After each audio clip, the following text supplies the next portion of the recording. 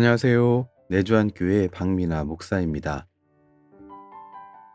오늘 우리가 함께 나눌 말씀은 시편 119편 81절부터 96절까지의 말씀이고, 제목은 영원한 말씀, 흔들리지 않는 소망입니다. 삶이 고단하고 기다림이 길어질수록 우리의 마음은 쉽게 지치곤 합니다. 그러나 바로 그때 하나님 말씀은 어떻게 우리를 붙잡아 줄 수 있을까요? 오늘 말씀을 통해 흔들리는 세상 속에서 흔들리지 않는 말씀의 위로와 소망을 함께 발견하기를 소원합니다. 오늘 81절 말씀에서 시편 기자는 고난의 시간이 길어져서 그의 영혼마저 지쳤다라고 고백합니다. 그러나 이것은 그의 구원을 향한 열망과 소망이 약했기 때문이 아닙니다. 81절과 82절을 보면 그가 주님의 구원을 간절히 사모했음을 확인할 수 있습니다. 하지만 그가 간절히 기대하고 기다렸지만 상황은 더 어려워졌습니다.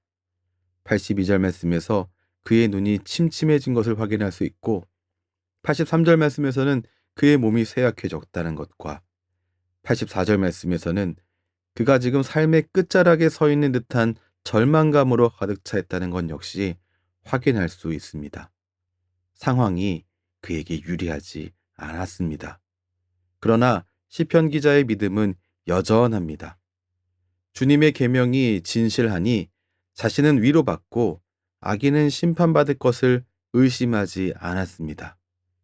그는 상황을 보고 판단하거나 상황을 의지하지 않았습니다. 오늘 87절 말씀 보시죠. 그들이 나를 세상에서 거의 멸하였으나 나는 주의 법도들을 버리지 아니하였사오니. 지금 세상적으로 바라보면 그는 거의 진 겁니다. 상황은 완전히 불리하게 돌아가고 있습니다. 그러나 그는 현실이 아닌 말씀을 붙들었습니다. 상황은 그를 짓눌렀지만, 상황적으로는 그의 패배가 확실해 보였지만 그는 고백합니다.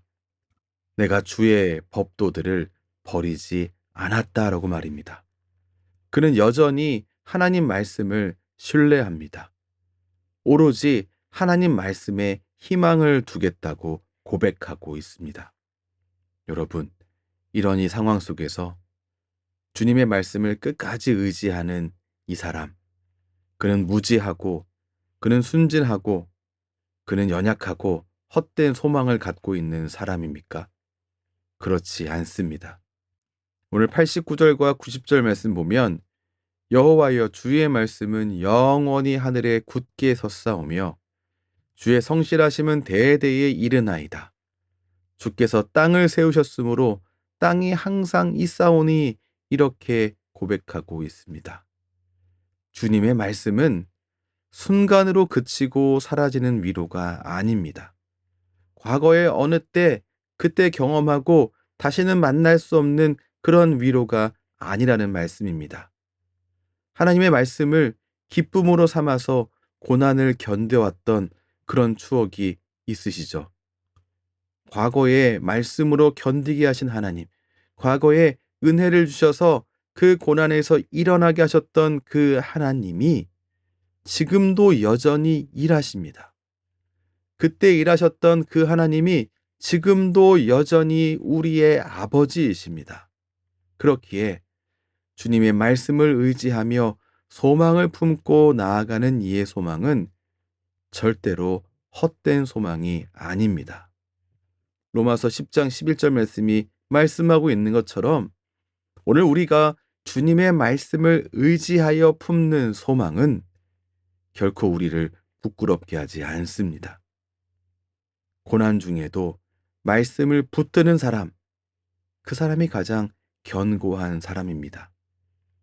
상황이 어떠할지라도 그 상황으로 괴로워하며 하나님을 놓치는 게 아니라 곤란 중에도 온전한 소망 되시는 주님의 말씀을 신뢰하는 하나님의 귀한 자녀가 다 되시기를 주님의 이름으로 축원합니다. 기도하겠습니다. 하나님, 오늘 시편 기자가 고난 중에도 말씀을 붙들며 주님만을 바라보았듯이 우리도 상황이 아니라 주님의 말씀의 소망을 두게 하여 주옵소서. 말씀이 영원히 하늘에 굳게 선 것처럼 우리의 믿음도 말씀 위에 세워지게 하시고 지금 이 순간에도 일하고 계신 주님의 성실하심을 신뢰하게 하여 주옵소서.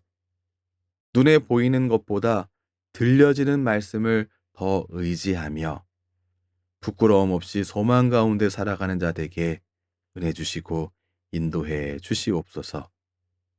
예수님 이름으로 기도합니다. 아멘. 주님을 찬송하면서 인생의 폭풍 속에서도 우리를 단단히 붙잡아 주시는 것, 그것은 영원히 흔들리지 않는 하나님의 말씀입니다. 말씀 위에 소망을 두고 살아가는 여러분 모두에게 오늘도 그리고 매일의 삶 속에서도 하나님 주시는 평안과 능력이 함께 하시기를 축복합니다. 지금까지 내주한 교회 박민아 목사였습니다.